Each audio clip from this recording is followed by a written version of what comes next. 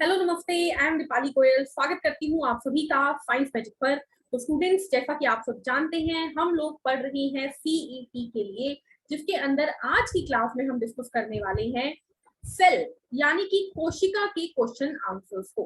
तो I hope you all are ready. Cell chapter हम पढ़ चुके हैं, 2 पार्ट्स में हमने पढ़ा था। हमने पहले पार्ट में डिस्कस किया था कि भाई सेल क्या होती है, सेल को किसने खोजा, सेल हमारी बॉडी को फॉर्म करती है, सेल ही हमारी स्ट्रक्चरल और फंक्शनल यूनिट है। फिर हमने जाना कि ऑर्गेनिज्म कई टाइप के होते हैं, यूनिसेलुलर, मल्टीसेलुलर, प्रोकैरियोट, यूकैरियोट। फिर हमने जाना कि सेल के अंदर सेल ऑर्गेनेली होती है यानी कि कोशिका, कोशिकांग होते हैं। न्यूक्लियस के बारे में पढ़ा, साइटोप्लाज्म के बारे में पढ़ा, सेल मेम्ब्रेन यानी कि कोशिका झिल्ली के बारे में पढ़ा, सेल वॉल पढ़ी, vacuole, endoplasmic reticulum, mitochondria and so many things. Cell chapter में हमने बहुत कुछ डिस्कस किया है। तो आज की क्लास में हम डिस्कस करेंगे कि कितना आपको सेल का समझ में आया। तो आज हम करेंगे क्वेश्चन आंसर्स। क्वेश्चन आंसर्स के अंदर स्टूडेंट्स, आप लोगों को मैं फिर यही बोलूंगी कि जैसे ही आप क्वेश्चन देखें, आंसर अपने आप लिखें और बाद में चेक करें कि क्या हमारा आंसर ठीक था या गलत था। क्योंकि अगर आंसर ठीक है, इसका मतलब आपको ये चैप्टर पढ़ने की जरूरत नहीं है। बट अगर आंसर गलत है तो जाओ और रिवीजन क्लास दोबारा लगाओ। और किसी को रिक्वायरमेंट लगती है तो फुल चैप्टर की क्लास भी दी गई है, आप प्लेलिस्ट में जाकर उसे ढूंढ सकते हैं और पूरा चैप्टर इन डिटेल पढ़ सकते हैं, क्योंकि रिवीजन में हम शॉर्ट फॉर्म में करते हैं।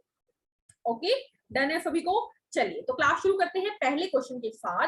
फर्स्ट क्वेश्चन हमारे पास क्या दिख रहा है? फर्स्ट क्वेश्चन हमें दिख रहा है, हु डिस्कवर्ड सेल इन 1665, यानी कि 1665 में कोशिका की खोज किसने की? तो रॉबर्ट हुक ने कॉर्क के अंदर मधुमक्खी के छत्ते जैसी एक संरचना देखी, जिन्हें इन्होंने सेल यानी कि कोशिका कहा। एक मृत सेल यानी डेड सेल थी।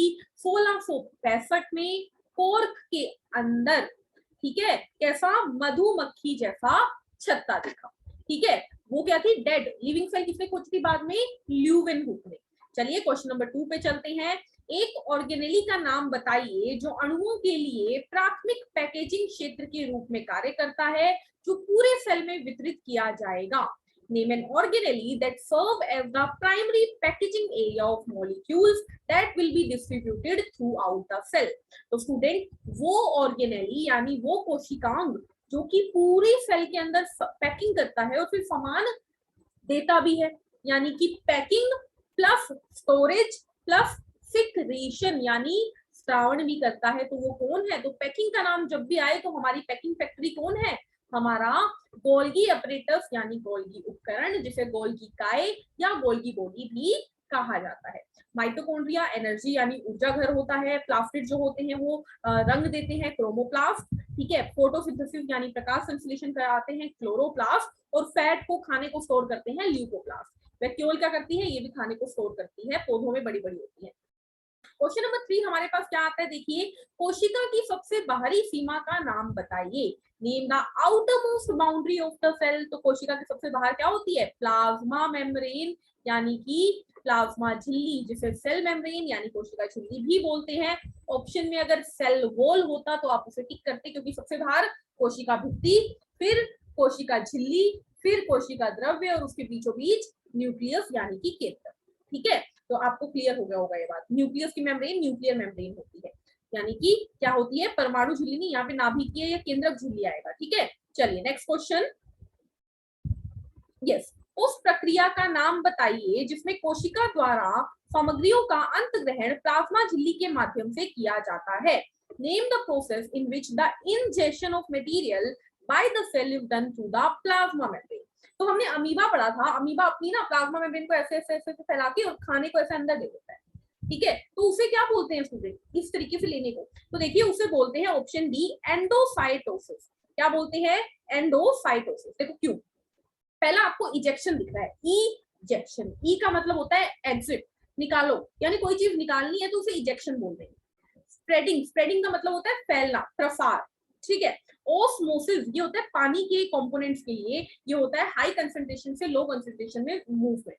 ठीक है, एंडोसाइटोसिस, एंडो का मतलब होता है अंदर, ठीक है, एक्सो का मतलब होता है बाहर। तो एंडो मतलब अंदर लेना, किसकी मदद से? साइटोप्लाज्म की जो मतलब सेल वॉल जो है उसकी मदद से। तो साइटो यानी सेल की जो वॉल है या सेल की जो मेम्ब्रेन है वो खाने को अंदर ले लेती है। अंदर लेना मतलब एंडोसाइटोसिस मतलब लेना, ठीक है। तो आंसर जाएगा ऑप्शन डी। नेक्स्ट क्वेश्चन देख लेते हैं, क्या है, निम्नलिखित में से कौन सा वाक्य ऑर्गेनेली के बारे में सही नहीं है? Which of the following sentence is not correct about organelle? Option A दिख रहा है, ये सभी यूकैरियोटिक कोशिकाओं में पाई जाती है। All of these are found in eukaryotic cells. बिल्कुल गलत स्टूडेंट, आंसर हमें यही मिल गया, गलत पॉइंट यही है। क्यों? देखो, हमने पढ़ा है कि ज्यादातर कोशिकांग यानी ज्यादातर सेल ऑर्गेनेली यूकैरियोट में होते हैं, लेकिन ऐसा नहीं है कि प्रोकैरियोट में होते ही नहीं है। प्रोकैरियोट में भी होते हैं स्टूडेंट, जैसे कि 70 एसआई पे राइबोसोम होते हैं प्रोकैरियोट में, तो होते तो है लेकिन कम होते हैं। तो ऐसा हम नहीं बोल सकते कि सारे सारे यूकैरियोट में है, तो ये गलत हो गया, ठीक है। उसके अलावा वे बहुकोषीय जीवों में पाए जाते हैं, बिल्कुल मल्टीसेलुलर में पाए जाते हैं। यूनिसेलुलर में तो कुछ होता ही नहीं, एक सेल होती है सिर्फ। और वे कोशिका के निर्माण के लिए समन्वय करते हैं, यानी कि they coordinate to build the cell. बिल्कुल सही बात है, क्योंकि कोशिका को बनाने का काम यही करते हैं।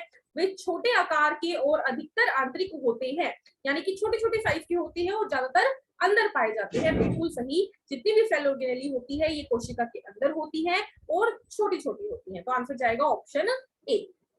नेक्स्ट क्वेश्चन देख लेते हैं। नेक्स्ट क्वेश्चन आ रहा है हमारे पास, उस प्रक्रिया का नाम बताइए जिसमें पानी का मार्ग उच्च सांद्रता वाले क्षेत्र से कम सांद्रता वाले क्षेत्र में अर्धपारगम्य झिल्ली के माध्यम से जाता है। Name the process in which passage of water from a region of high concentration to a low concentration through a semi permeable membrane. तो देखिए, पानी जो है वो हाई कंसंट्रेशन से लो में जाता है, ठीक है, जहां पे जाता है वहां से कम वाले में जा रहा है, हमेशा मूवमेंट यही होती है। By a semi permeable membrane, तो जहां जहां पे एसपीएम यानी ये हमारी पारगम्य झिल्ली या सेमी परमिएबल मेम्ब्रेन दिखती है, वहां पे लगा दो ओस्मोसिस। सेमी परमिएबल मेम्ब्रेन की मदद से सिर्फ ओस्मोसिस होती है, ठीक है। डिफ्यूजन क्या होता है? प्रसार, जो कि यूं ही हो जाता है, जैसे कि आपने कमरे के एक कोने में आपने परफ्यूम छिड़का तो वो पूरे कमरे में फैल गया, वो ओस्मोसिस हो गया। लेकिन सेमी परमिएबल मेम्ब्रेन की जब बात की जाए तो वो ओस्मोसिस होता है, ठीक है। वो डिफ्यूजन हो गया बोला हमने, ठीक है। ऑस्मोसिस होता है, जैसे कि फॉर एग्जांपल हम एग्जांपल लिखते हैं, सेल के अंदर ही सेल मेम्ब्रेन के थ्रू होता है काम। या फिर आलू के अंदर ना आप शुगर का पानी डाल दो तो आलू जो होता है उसके अंदर जो होता है, या फिर आप सिंपल करो, किशमिश लो, किशमिश को पानी में डबो दो तो किशमिश थोड़ी देर बाद फूल जाएगी। फूल क्यों जाएगी? क्योंकि देखो, किशमिश के अंदर क्या थी? चीनी, ठीक है। किशमिश के अंदर चीनी होती है, किशमिश में बहुत सारी चीनी होती है, तो जो चीनी थी किशमिश के अंदर थी और बाहर जो पानी था उसमें चीनी थी नहीं। तो अंदर पानी क्या हुआ? किशमिश के अंदर पानी कम था, बाहर गिलास में पानी ज्यादा था, तो पानी किशमिश के अंदर चला गया, इसे ऑस्मोसिस बोलते हैं। जबकि अगर आप अंगूर रख दोगे पानी के अंदर, ठीक है, तो अंगूर क्या होगा स्टूडेंट? अंगूर के अंदर भी चीनी होती है लेकिन कम होती है, लेकिन वहां पे क्या होगा? पानी अंगूर के अंदर एज कंपेयर टू बाहर ज्यादा होगा, तो वो बाहर चला जाएगा। ये ऑस्मोसिस होती है, ठीक है। इसको और डिटेल में मैं करवाए हुए मैंने क्लास में, वहां पर आप जाके देख सकते हैं, ठीक है। चीनी का पानी भी लेना पड़ता है बीच बीच में। चलिए आगे बढ़ते हैं। एक ऐसे जीव का नाम बताइए जिसमें एक एकल गुणसूत्र होता है और कोशिका विभाजन, विखंडन या नवोदित के माध्यम से होता है। Name an organism which has a single chromosome, एक ही क्रोमोसोम होता है और सेल डिवीजन, फ्यूजन और बडिंग से होती है। तो ये अमीबा वगैरह होते हैं, इसका आंसर जाएगा प्रोकैरियोट्स, ठीक है। प्रोकैरियोट्स जो होते हैं स्टूडेंट, ये क्या करते हैं? एक क्रोमोसोम वाले होते हैं और इनके पास न्यूक्लियस अच्छा खासा प्रेजेंट नहीं होता है, या न्यूक्लियस एब्सेंट भी बोल देते हैं इन्हें, ठीक है। प्रोकैरियोट्स, प्रो मतलब पुराना, कैरियोन मतलब न्यूक्लियस, पुराने जमाने का न्यूक्लियस वाला, ठीक है। चलिए अगले क्वेश्चन पे चलते हैं। क्वेश्चन नंबर 8 आता है, उस प्रक्रिया का नाम बताइए जिसमें कुटिका की झिल्ली प्लाज्मा झिल्ली के साथ जुड़ सकती है और अपने सामग्री को आसपास के माध्यम में बाहर निकाल सकती है। Name the process in which the membrane of a vesicle can bind with the plasma membrane and expel it's content into the surrounding medium. यानी बाहर निकालना, बाहर का मतलब एग्जिट, तो एग्जिट किसके द्वारा? सेल मेम्ब्रेन के द्वारा, तो एक्सोसाइटोसिस। अंदर लेने को एंडो मैंने बताया था, बाहर देने को एक्सोसाइटोसिस। क्वेश्चन नंबर 9 पे चलते हैं। कोशिका के अंदर मौजूद जेली जैसा पदार्थ, the jelly like substance present in the inside the cell is, तो कोशिका के अंदर जो जेली जैसा पदार्थ होता है उसे क्या बोलते हैं स्टूडेंट? साइटोप्लाज्म। अगर पूछा जाता न्यूक्लियस के अंदर जो जेली जैसा पदार्थ होता है उसे क्या बोलते हैं? तो आप बोलते हैं न्यूक्लियोप्लाज्म, ठीक है। चलिए आगे बढ़ते हैं। नील हरित शैवाल क्या होते हैं? What are blue green algae? तो blue green algae students prokaryotes होती हैं, क्योंकि इनके पास सेल ऑर्गेनेलीज प्रेजेंट नहीं होती है, पुराने जमाने की होती है, ठीक है। इनके पास न्यूक्लियस भी अच्छा खासा नहीं होता है। नेक्स्ट क्वेश्चन, निम्नलिखित में से कौन सा कोशिकांग जंतु कोशिकाओं में अनुपस्थित और पादप कोशिकाओं में मौजूद होता है? Which of the following organelle is absent in animal cell and present in plant cell? यानी हम में तो नहीं होती लेकिन पौधों में होती है। तो cell wall is the right answer. Cell wall plants में होती है, हम में नहीं होती, ठीक है। साइटोप्लाज्म दोनों में होता है। वैक्यूल देखो, वैसे तो वैक्यूल भी प्लांट्स में होती है, एनिमल्स में नहीं होती, लेकिन एनिमल्स में वैक्यूल कभी कभी होती है, छोटी छोटी कभी कभी होती है, ठीक है। माइटोकॉन्ड्रिया दोनों में होते हैं एनर्जी बनाने के लिए। यहाँ पर आ सकता था क्लोरोप्लास्ट भी आंसर आ सकता था। क्लोरोप्लास्ट दोनों में होता है, हम में नहीं होता, इसीलिए तो वो सूरज के प्रकाश से खाना बनाते हैं, हम नहीं बनाते, हमें तो किचन का खाना पड़ता है और पौधों से ले लेके खाना पड़ता है, ठीक है। किचन में भी वैसे पूछता है ना। चलिए अगला क्वेश्चन देखते हैं। नेक्स्ट क्वेश्चन हमारे पास क्या है स्टूडेंट, निम्नलिखित में से किस कोशिकांग में डीएनए नहीं होता? Which of the following cell organelle doesn't contain DNA? DNA आपको मैंने बताया था, देखो माइटोकॉन्ड्रिया में खुद का होता है, क्लोरोप्लास्ट में खुद का होता है, न्यूक्लियस में तो होता ही होता है। तो आंसर चला गया लाइसोसोम, जो कि हमारी आत्मघाती थैली है, इसके पास खुद का डीएनए नहीं होता, जबकि क्लोरोप्लास्ट और माइटोकॉन्ड्रिया में खुद का डीएनए होता है। वही तो इनकी खास बात थी ना। कोशिका भित्ति के बारे में निम्नलिखित में से कौन सा कथन सत्य है? Which of the following statement about the cell wall is true? कोशिका भित्ति, ठीक है। तो पहला आता है cell wall composed of lipid, बिल्कुल सही। कोशिका भित्ति लिपिड की बनी होती है, मैंने आपको बताया है, 2 लिपिड की लेयर होती है, बीच बीच में थोड़े बहुत प्रोटीन, थोड़ा बहुत शुगर, थोड़ा बहुत कोलेस्ट्रॉल, ये सब कुछ थोड़ा थोड़ा होता है, ठीक है। तो मेन किसकी हुई? लिपिड की 2 लेयर, बाई लिपिड लेयर, ठीक है। तो पहला ऑप्शन ही ठीक हो गया। दूसरे में क्या बोल रहा है? Cell wall is mainly made up of starch, तो स्टार्च थोड़ा बहुत होता है। मेनली मेड ऑफ प्रोटीन, तो प्रोटीन भी थोड़ा बहुत होता है, और सेलुलोज भी थोड़ा बहुत होता है। तो आंसर चला गया लिपिड वाला, ठीक है। वैसे इसका आंसर ना ऑप्शन डी भी हो सकता है स्टूडेंट, तो आप इस दोनों को टिक कर लीजिए, ठीक है। यहाँ पर एक मिनट क्वेश्चन पढ़ लेती हूँ मैं। ओके, डी आंसर नहीं हो सकता स्टूडेंट, क्यों नहीं हो सकता मैं बताती हूँ। देखो यहाँ पर ऐसे कंफ्यूज करते हैं, देखो वैसे तो कोशिका भित्ति सेलुलोज की बनी होती है, लेकिन प्लांट्स में कोशिका भित्ति सेलुलोज की बनी होती है। बैक्टीरिया में पेप्टिडोग्लाइकन, फंजाई में काइटिन, पता है ना, और हमें होती नहीं है। तो यहाँ पर जब इसने प्लांट्स के बारे में खास तौर से बोला ही नहीं, तो आप सेलुलोज कैसे मान लोगे? इसने तो जनरल कोशिका भित्ति बोला है कि दुनिया में जीवों की कोशिका भित्ति किसकी बनी होती है। तो आपको पता है कि जितने भी जीव हैं उन सब में लिपिड की बनी होती है। अब वो प्लांट्स में सेलुलोज होता है, बैक्टीरिया में पेप्टिडोग्लाइकन, और उसमें फंजाई में काइटिन होता है। तो आंसर ऑप्शन ए जाएगा, ठीक है। नेक्स्ट क्वेश्चन, क्वेश्चन नंबर 14 आता है, कोशिका सिद्धांत के बारे में निम्नलिखित में से कौन सा कथन सत्य है? Which of the following statement about cell theory is true? तो सेल थ्योरी के बारे में बताओ कौन सा कथन सत्य होगा। Cell theory does not apply to fungi, बिल्कुल गलत। सेल थ्योरी वायरस पे नहीं लगती, फंजाई पे लगती है, ठीक है। सेल थ्योरी वायरस पे लागू नहीं होता, बिल्कुल ये आंसर सही चला जाएगा। वायरस जो होते हैं वो ए सेलुलर होते हैं, कभी जीवित कभी मृत, कभी यूनिसेलुलर, मतलब कभी ए सेलुलर, कोई सेल ही नहीं होती, कभी सेल हो जाती है। तो वायरस के ऊपर लागू नहीं होती, बाकी सब पे लागू होती है। तो आंसर जाएगा ऑप्शन बी, वायरस वाला, ठीक है। नेक्स्ट क्वेश्चन, डैश एक जेली जैसा पदार्थ है जो प्लाज्मा झिल्ली के अंदर तैरता हुआ पाया जाता है। तो प्लाज्मा मेम्ब्रेन के अंदर क्या मिलता है जेली लाइक? साइटोप्लाज्म मिलता है। तो आंसर लगा दो साइटोप्लाज्म। अब आप बोलोगे मैम सेल सैप क्या होता है? तो वैक्यूल के अंदर जो लिक्विड होता है ना, जहां पर खाना होता है, उसे सेल सैप बोलते हैं। कैरियोप्लाज्म, न्यूक्लियस के अंदर वाले को न्यूक्लियोप्लाज्म या कैरियोप्लाज्म बोलते हैं, और माइटोकॉन्ड्रिया तो सेल ऑर्गेनेली है, कोई लिक्विड नहीं होता, ठीक है। क्वेश्चन नंबर 16 हमारे पास, निम्नलिखित में से किस कोशिकाओं को कोशिका का पावर हाउस यानी कि ऊर्जा घर कहा जाता है? तो ऊर्जा घर कौन है भाई? हमारा माइटोकॉन्ड्रिया है। माइटोकॉन्ड्रिया को ऊर्जा घर कहा जाता है क्योंकि यहीं पर एनर्जी बनती है, ठीक है। न्यूक्लियस को दिमाग कहा जाता है, ब्रेन। लाइसोसोम को पाचन थैली या आत्मघाती थैली यानी डाइजेस्टिव बैग या सुसाइडल बैग कहा जाता है। क्लोरोप्लास्ट को किचन यानी रसोई घर कहा जाता है, ठीक है। माइटोकॉन्ड्रिया एनर्जी हाउस हो गई। क्वेश्चन नंबर 17, निम्नलिखित में से कौन सा कोशिकांग कोशिका में अणुओं के प्रवेश और निकास को नियंत्रित करता है? Which of the following organelle control the entry and exit of molecule into the cell? तो स्टूडेंट यहाँ पर ना एक्चुअली में इस क्वेश्चन को थोड़ा सा मैं ठीक करना चाहूंगी। क्या करूंगी, देखो इस ऑर्गेनेली को मैं हटा देती हूँ, क्योंकि ऐसा कुछ नहीं है कि ऑर्गेनेली नहीं आएगी यहाँ पे, ठीक है।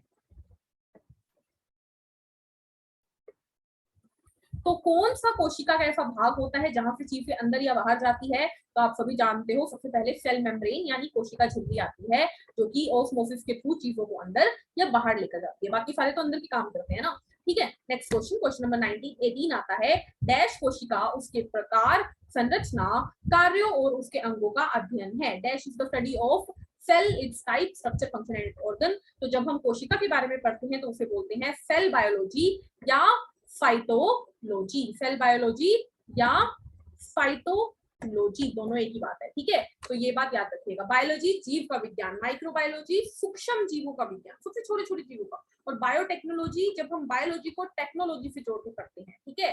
चलिए क्वेश्चन नंबर 19 पे चलते हैं। निम्नलिखित में से किस कोशिकांग को आत्मघाती थैली या सुसाइडल बैग कहा जाता है? तो हमारी आत्मघाती थैली या सुसाइडल बैग कौन है स्टूडेंट? लाइसोसोम होता है। लाइसोसोम हमारी आत्मघाती थैली या सुसाइडल बैग या पाचन थैली या डाइजेस्टिव बैग या स्कैवेंजर, क्योंकि इनके अंदर हाइड्रोलाइटिक एंजाइम होते हैं। क्या होते हैं भाई? हाइड्रोलाइटिक एंजाइम होते हैं, ठीक है, जो कि डाइजेशन में मदद करते हैं। ठीक है, चलिए गोल्गी बॉडी पैकिंग करती है, सेल मेम्ब्रेन आना जाना देखती है और माइटोकॉन्ड्रिया एनर्जी बनाती है। नेक्स्ट क्वेश्चन, क्वेश्चन नंबर 20, निम्नलिखित में से कौन सा कोशिकांग प्रोकैरियोट कोशिकाओं में अनुपस्थित होता है, यानी कि प्रोकैरियोट में नहीं होता। ठीक है, तो आपको याद रखना है, आंसर इसका आएगा D, all of the above. क्यों? क्योंकि प्रोकैरियोट में देखो ऐसा बोला जाता है न्यूक्लियस नहीं है, उसका जो डीएनए होता है ना वो बाहर ही तैरा होता है। ठीक है, क्योंकि न्यूक्लियर मेम्ब्रेन नहीं होती, न्यूक्लियोप्लाज्म नहीं होता, तो न्यूक्लियस नहीं होता, लाइसोसोम भी नहीं होता, एंडोप्लाज्मिक रेटिकुलम भी नहीं होता, माइटोकॉन्ड्रिया भी नहीं होता, वैक्यूल भी नहीं होती। होता क्या है? राइबोसोम होता है, वो भी कौन सा? 70s। तो आंसर जाएगा उपरोक्त सभी इनमें से कुछ भी नहीं होता प्रोकैरियोट में। ठीक है, चलिए अगले क्वेश्चन पे चलते हैं। कोशिका के जीवित रहने के लिए आवश्यक भोजन और अन्य पोषक तत्वों के भंडारण में निम्नलिखित में से कौन सा कोशिकांग शामिल है? Which of the following cell organelle is involved in the storage of food and other nutrients necessary for the survival? यानी कि ऐसा कौन सा कोशिका का कोशिकांग है जहां पर खाने को स्टोर करके रखा जाता है कि जब भी जरूरत पड़े तो लेके खा लिया जाए? तो वो होती है हमारी वैक्यूल यानी कि रिक्तिका, जिसकी झिल्ली को टोनोप्लास्ट कहते हैं, और ये हमारे खाने को स्टोर करके रखती है। ठीक है, याद रखोगे। इसके अलावा ल्यूकोप्लास्ट भी हो सकता था। ठीक है, लाइसोसोम क्या होती है? पाचन थैली या आत्मघाती थैली, माइटोकॉन्ड्रिया ऊर्जा घर, सेल मेम्ब्रेन आना जाना देखती है। सब रिवाइज करवाई जा रही है साथ साथ में। निम्नलिखित में से कौन निम्नलिखित में से कौन सा कोशिकांग कार्बनिक पदार्थों के विघटन में शामिल है? Which of the following cell organelle is involved in the decomposition of organic matter? तो सोचो, ये थोड़ा कंफ्यूजिंग क्वेश्चन आ गया, लेकिन बहुत ही इजी है। क्यों? देखो, लाइसोसोम आपको पता है पाचन थैली है, हटा दो इसको। साइटोप्लाज्म क्या है? सब कुछ पड़ा होता है वहां पे, हटा दो इसको। गोल्गी बॉडी पैकिंग करती है, हटा दो इसको। माइटोकॉन्ड्रिया में क्या होती है? एनर्जी बनती है। कैसे बनती है एनर्जी बताओ? रेस्पिरेशन यानी श्वसन की प्रक्रिया से, और श्वसन की प्रक्रिया में ही क्या होता है स्टूडेंट? श्वसन की प्रक्रिया में ही कार्बनिक पदार्थ जो होते हैं वो टूटते हैं। ऑर्गेनिक मैटर यानी कि कार्बनिक पदार्थ जो ग्लूकोज होता है वो टूट कर हमें एनर्जी देता है। ठीक है, एटीपी देता है। कहां पर? यहाँ पर।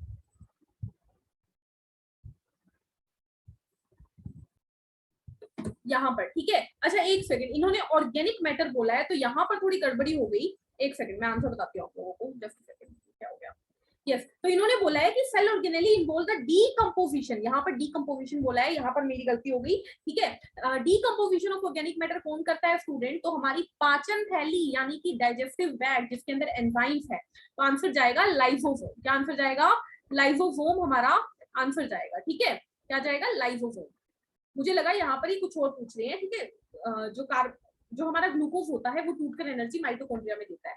ठीक है, तो वो चीज अलग हो गई। यहाँ पर डीकंपोजिशन की बात की है, तो एनर्जी की बात कहीं नहीं हुई, तो लाइसोसोम आंसर जाएगा। ठीक है, next question, question number 23, dash phospholipid के संश्लेषण में शामिल है, यानी कि dash is involved in the synthesis of phospholipid. तो स्टूडेंट्स आपको मैंने बताया है अच्छे से, एंडोप्लाज्मिक रेटिकुलम के दो भाग होते हैं, आरईआर यानी रफ एंडोप्लाज्मिक रेटिकुलम और एसईआर यानी स्मूथ एंडोप्लाज्मिक रेटिकुलम। रफ वाली प्रोटीन बनाती है और स्मूथ वाली लिपिड बनाती है। तो फोस्फोलिपिड कौन बनाएगी? स्मूथ वाली, यानी आंसर जाएगा ऑप्शन डी। क्वेश्चन नंबर 24, निम्नलिखित में से कौन सा कोशिकांग पादप कोशिकाओं में मौजूद है और पशु कोशिकाओं में अनुपस्थित है? तो कौन सा कोशिकांग है भाई? क्लोरोप्लास्ट है, यानी हरित लवक पौधों में होता है, जिस वजह से वो प्रकाश संश्लेषण करते हैं।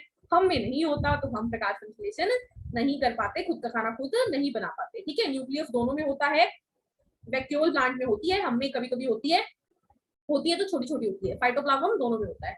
अगले क्वेश्चन पे चलते हैं, क्वेश्चन नंबर 25, निम्नलिखित में से कौन सा कथन उन सूत्रों के बारे में सत्य है? Which of the following statement is true about chromosome? यह नाभिक के भीतर मौजूद होते हैं, बिल्कुल सही। यह जीन रखता है और विरासत में मदद करता है, it carries gene and help in inheritance, बिल्कुल ठीक है। क्रोमोसोम के ऊपर ही डीएनए होता है और जीन भी उसी पे होते हैं, जो कि एक जनरेशन से दूसरी जनरेशन में जाते हैं, यानी विरासत हो गई। ठीक है, यह क्रोमेटिन और प्रोटीन के रूप में डीएनए से बना है, बिल्कुल सही है। क्रोमेटिन धागे होते हैं, वो अरेंज होकर क्रोमोसोम बन जाते हैं, उसी के अंदर डीएनए, प्रोटीन, उसी के अंदर जीन, सब कुछ एक ही जगह पे है। तो आंसर जाएगा उपरोक्त सभी, सारी की सारी बातें बिल्कुल करेक्ट है, बिल्कुल सही है। क्वेश्चन नंबर 26, निम्नलिखित में से कौन एक झिल्ली से बना हुआ अंग है? Which of the following is membrane bound organelle? तो मेम्ब्रेन से कौन जुड़ा होता है स्टूडेंट? मेम्ब्रेन से जुड़ी होती है एंडोप्लाज्मिक रेटिकुलम। सेल के अंदर क्या होता है? न्यूक्लियस से लेकर मेम्ब्रेन तक जुड़ी हुई रहती है एंडोप्लाज्मिक रेटिकुलम। तो ये क्या है? ये क्या है? मेम्ब्रेन बाउंड ऑर्गेनेली है। ठीक है, ओके। अगेन मैंने क्वेश्चन का मतलब कुछ और ले लिया, एक बार दोबारा सुनो। निम्नलिखित में से कौन एक झिल्ली से बंधा हुआ अंग है? इसका मतलब क्या है स्टूडेंट? इसका मतलब है कि विच ऑफ द ऑर्गेनेली, ऐसी कौन सी कोशिकांग है जिसके पास अलग से मेम्ब्रेन होती है? तो मैंने बोला था एक तो राइबोसोम के पास खुद की मेम्ब्रेन नहीं होती, बस आपको यही याद रखना है। बाकी सबके पास खुद की मेम्ब्रेन है। वैक्यूल की टोनोप्लास्ट होती है, गोल्गी एपरेटस के पास भी होती है, एंडोप्लाज्मिक रेटिकुलम के पास भी होती है। और मैंने बोला था माइटोकॉन्ड्रिया और क्लोरोप्लास्ट के पास दो दो होती है झिल्ली। ठीक है, तो आंसर जाएगा ऑप्शन डी। तो इसको करेक्ट कर लो जरा स्टूडेंट्स, इसको करेक्ट कर लो, आंसर जाएगा ऑप्शन डी, यानी उपरोक्त सभी सभी के पास मेम्ब्रेन बाउंड ऑर्गेनेली होती है। अगर क्वेश्चन आ जाए ना कि ऐसा कौन सा कोशिकांग है जो न्यूक्लियस और साइल मेम्ब्रेन दोनों से जुड़ा होता है, तब आपका आंसर जाएगा एंडोप्लाज्मिक रेटिकुलम। ठीक है, क्वेश्चन को ध्यान से पढ़ना बहुत जरूरी है। देखो मैं भी गलती करती हूँ, आप लोग गलती ना करें तो आपको ध्यान से पढ़ना पड़ेगा। ठीक है, निम्नलिखित में से कौन सा कोशिकांग जंतु कोशिकाओं में मौजूद है और पादप कोशिकाओं में अनुपस्थित है? यानी कि कौन सी चीज है जो कि एनिमल सेल में होती है, प्लांट में नहीं होती? तो न्यूक्लियस एनिमल में होती है, प्लांट में नहीं होती। न्यूक्लियस दोनों में होती है, गोल्गी बॉडी दोनों में होती है, लेकिन सेंट्रोसोम सेंट्रोसोम या मैं बोलूं सेंट्रियोल, ये एनिमल में होती है, प्लांट में नहीं होती। तो आंसर जाएगा ऑप्शन बी, सेंट्रोसोम या सेंट्रियोल, दोनों याद रख सकते हो। क्वेश्चन नंबर 28, निम्नलिखित में से कौन एक डबल झिल्ली बाउंड ऑर्गेनेली है? Which of the following is not a double membrane bound organelle? यानी निम्नलिखित में से कौन दो झिल्ली वाली नहीं है? तो मैंने अभी भी बताया था, क्लोरोप्लास्ट होती है, माइटोकॉन्ड्रिया होती है, एंडोप्लाज्मिक रेटिकुलम के पास दो झिल्ली मैंने कभी नहीं बताई। तो आंसर जाएगा एंडोप्लाज्मिक रेटिकुलम। एंडोप्लाज्मिक रेटिकुलम के पास झिल्ली तो होती है लेकिन एक होती है, जबकि क्लोरोप्लास्ट दो मेम्ब्रेन वाला है, माइटोकॉन्ड्रिया दो मेम्ब्रेन वाला है। ठीक है, आंसर जाएगा option C. Question number 29, Golgi निकायों के बारे में निम्नलिखित में से कौन सा कथन सही है? Which of the following statement are true about Golgi body? यह एक थैली जैसा अंग है, बिल्कुल सही, थैली जैसा ही होता है। यह नाभिक के पास स्थित है, बिल्कुल सही, ये न्यूक्लियस के बिल्कुल पास होता है। यह पूरे सेल में कणों के परिवहन में मदद करता है। It help in the transport of particle throughout the cell, बिल्कुल सही है। गोल्गी बॉडी क्या करता है? पहले मान लो कि किसी ने प्रोटीन बनाया, किसी ने लिपिड बनाया, उनसे इसने ले लिया, लेकिन इसने पैक कर दिया, पैक करके इसने अपने पास रख लिया, और जब भी जरूरत है तो बांट दिया। तो गोल्गी बॉडी बहुत सारे काम कर रहा है। तो ऑल ऑफ द अबव इसका राइट आंसर जाएगा। न्यूक्लियस के पास क्यों होता है? क्योंकि इसको सब कुछ लेना होता है। लास्ट क्वेश्चन आज का, क्वेश्चन नंबर 30 क्या है हमारे पास? न्यूक्लियस के बारे में निम्नलिखित में से कौन सा कथन सही है? Which of the following statement is true about nucleus? यह प्रोकैरियोट में अनुपस्थित है, बिल्कुल सही भाई, पहला ही हो गया ठीक। ठीक है, प्रोकैरियोट में न्यूक्लियस नहीं होता। इसे कोशिका का मस्तिष्क कहा जाता है, बिल्कुल सही, ब्रेन कहते हैं न्यूक्लियस को। इसमें डीएनए और अन्य अनुवांशिक सामग्री शामिल है, contain DNA and other genetic material, बिल्कुल सही है। न्यूक्लियस के अंदर ही क्रोमोसोम होता है, उसी में डीएनए, उसी में बाकी सारा सामान। तो उपरोक्त सभी इसका आंसर चला जाएगा। ठीक है, तो आज की क्लास में हमने 30 क्वेश्चन कर लिए हैं सेल चैप्टर से। मिलेंगे नेक्स्ट सेशन में सेल के और क्वेश्चन आंसर्स के साथ। तब तक के लिए क्या करना है आप लोगों को? जाते जाते वीडियो अगर पसंद आई हो तो लाइक शेयर सब्सक्राइब करिए, और हंसते रहिए, मुस्कुराते रहिए। इसी के पीडीएफ के लिए आप लोग टेलीग्राम पर जा सकते हैं। Take care, thank you, bye bye.